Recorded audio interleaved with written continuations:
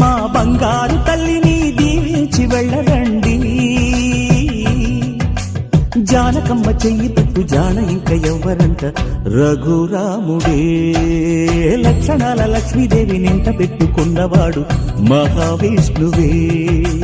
చల్లరో చల్లరో జాజి పూల చందనాలు మల్లెపూ బంతుల మంగళాలు.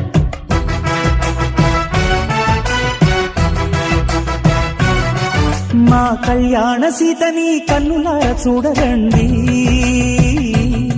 మా బంగారు తల్లిని దీవించి వెళ్ళరండి.